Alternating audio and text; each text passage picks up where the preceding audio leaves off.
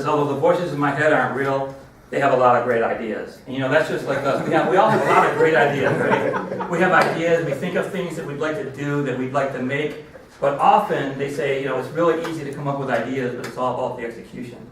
And for a long time, executing those ideas was really, really hard. You had to get a lawyer to protect your copyright. You had to find somebody to make the product. You had to find somebody to market the product. I mean, it was just hard. We know this from firsthand because my father-in-law patented something in the mid-90s. Tens of thousands of dollars in legal fees, never had anything to show for it. Well, there's something new on the scene. It's called Quirky.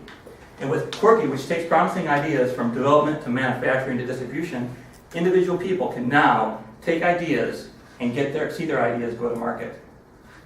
What Quirky does, it's an outlet for inventors to test their ideas. It goes out and people vote it up or down, they look at it, they refine it, they say, hey, maybe we could make this better. What if you made it red instead of blue? What if you made it a little bit bigger? What if you added this feature? And then if it gets selected, it gets marketed. Imagine if you were this young man right here. Quirky's not all that new. This is from 2011. And this young man's on the subway and sees someone wearing something that was his idea. It went through Quirky, it got made, it got produced, somebody bought it, and he sees somebody wearing something that was his idea. That's pretty cool. So what's this Quirky thing? Well, it's not always great. It's an article from the Wall Street Journal in 2014 that says they have some hits, they have some misses. Their hits are really good. Some of you may have seen this. It's carried at Walmart and Target and other places that's sold over 1.5 million units of this. It's a pivotable power strip. So if you're dealing with those little AC adapters and all that, you can get those plugs out of the way. Or this is a smart air conditioner that is sold, not as many units, but at $300 a pop, and you multiply it out, it's a lot of money. I have one of these myself, and I brought it in here. I still have the box, I got it a year ago, passed this around. But this keeps your cables, and it's really heavy, it's weighted, and it keeps your cables from getting out of the way on your desk. Or my wife loves these. She found these, more the other room for this. We found these at Walmart, and they're just little things for tying back curtain, keeping pencils together, knowing where your keys are. Again, somebody looked at it and said, hey, what if we could have that? Went to the crowd said yes, and they made it. They're not all that good. This one here, the egg minder, at $80 a pop, tell you how many eggs you had left in the refrigerator. Sold a few thousand units, no longer available. But how does it work? I mean, this sounds great, right? But let's get down to how does it really work.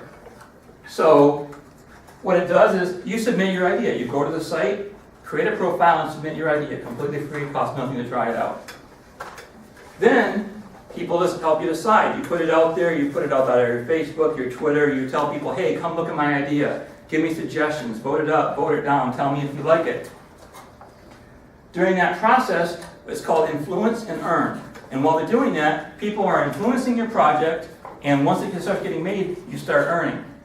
So how does this influence and earn work? Well, what happens is they set aside 10% of all the gross sales, the money from the gross sales of the product once it's made and start being sold, set aside for everybody that helped contribute to that product. And this is the really cool thing. If you look at this chart right here, the person who had the idea gets 40% of that pie. But everyone else along the way, even if they just said, you know what, maybe if you tweak this or maybe if you tweak that, they're called an influencer. They have a piece of that influence pie and they make money too. So if you're part of the assembled crowd team that takes that product to market, you make money.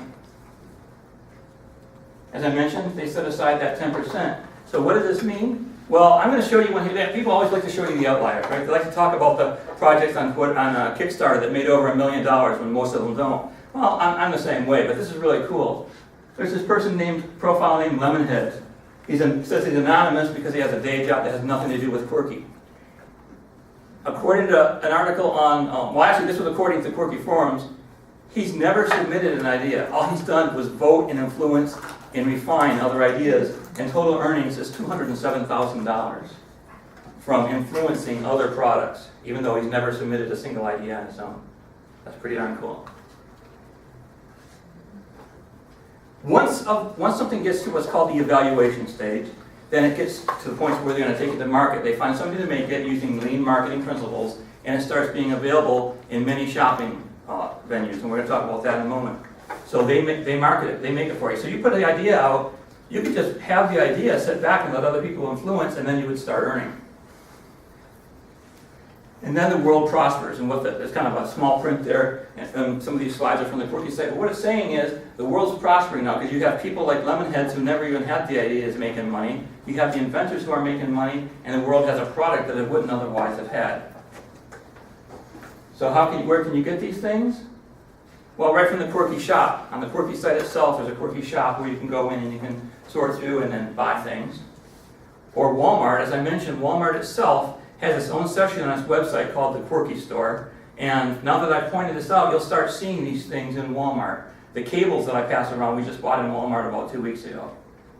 Likewise, Bed Bath & Beyond had a dedicated section of their site to Quirky products. Target also has a dedicated section to their Quirky products. And Amazon, which many people, that's their primary shopping venue anyway, Amazon also has a separate area for just Quirky products. So Quirky takes everyday people like you and me that have these ideas that were just in our head before, unless you take them to the crowd, decide if people want them, get it made, start selling it, make money. That's Quirky, ladies and gentlemen.